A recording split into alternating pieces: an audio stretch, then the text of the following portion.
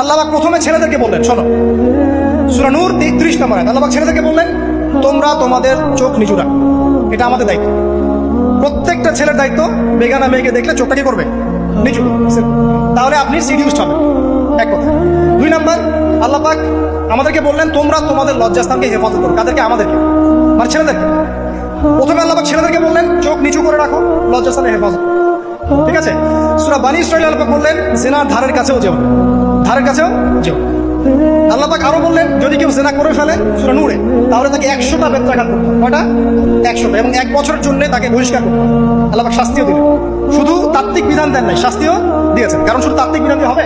আমি যদি ওয়াজ করে বেড়াই ভাই মদ খায় না, মদ খায় না, কোনো শাস্তি না অ্যাপ্লাই করি, তাহলে কি মদ ছাড়বে মানুষ? আমাদের এগুলো হত্যা করা মহাপাপ, মহাপাপ, দুর্নীতি করা মহাপাপ, মানুষ দুর্নীতি ছাড়বে? ছাড়বে না, যতক্ষণ না শাস্তি নিশ্চিত করা যাচ্ছে। আল্লাহ পাক তাত্ত্বিক কথা শুধু বললেন না, শাস্তিও নিশ্চিত করলেন। তারপর আল্লাহ পাক আরো বললেন যদি বিবাহিত কোনো ব্যক্তি ব্যভিচার করে তাহলে তাকে রজম করতে হবে, মাটিতে পুঁতে তাকে পাথর নিক্ষেপ করে হত্যা করবে, ঠিক আছে, শাস্তি। এরপরে দেখেন আল্লাহ পাক মেয়েদেরকে বলছেন, মেয়েদেরকে বলছেন তোমরা মূলত ঘরে থাকো, যদি বাইরের পরিবেশ তোমাদের অনুকূলে না থাকে তোমরা ঘরে অবস্থান করো। ওয়াকরনা ফি বুয়ুতিকুন্না ওয়ালা তাবাররুজনা তাবাররুজাল জাহিলিয়াতিল উলা, তোমরা মূলত ঘরে থাকো। জাহিলি যুগে মেয়েরা যেভাবে নিজেদেরকে প্রদর্শন করে বেড়াতো এই কাজটা তোমরা করো না। যদি করো তাহলে সমাজে বেহায়াপনা ফাহিশা বেড়ে যাবে, তোমরা নিজেরাই ক্ষতিগ্রস্ত হবে, যেটা হচ্ছে এখন।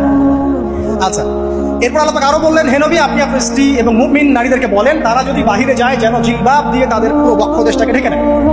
তাহলে পোশাকের সংস্কৃতির শেকড় কোত্থেকে শিখবো? আমি কোত্থেকে শিখবো?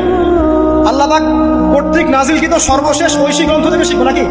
যে বইয়ের মধ্যে কোনো ভুল নাই সেটাই তো আমার শেখার মাধ্যম হবে নাকি? নাকি যে দর্শনে 1000টা ভুল সেটা শিখবো আমি? আল্লাহ পাক এখানে বলছেন মুমিন নারীদেরকে বলো বাইরে গেলে পরে তারা যেন জিলবাব দিয়ে কাপড় দিয়ে সুন্দর করে বক্ষদেশ ঢেকে রাখে।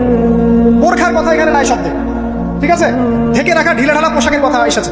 আচ্ছা আসেন, আল্লাহ পাক আরো বললেন যে তোমরা অমুক অমুক অমুক অমুক, যেমন আপনার বাবা, আপনার ভাই, আপনার এই যে সন্তান, এই যে মাহারাম যারা আছে এদের সামনে ছাড়া অন্যদের সামনে যখনই যাবে তোমরা কিন্তু হিজাব অবলম্বন।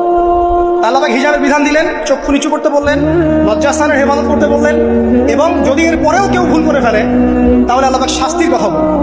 আল্লাহ পাকের সিস্টেমটা সুন্দর হলো না? এই সিস্টেমটা নবী সাল্লাল্লাহু আলাইহি ওয়াসাল্লাম অ্যাপ্লাই করলেন, সমাজ থেকে সমস্ত জেনা ব্যভিচারের ভিত্তি উঠে চলে। সুবহানাল্লাহ।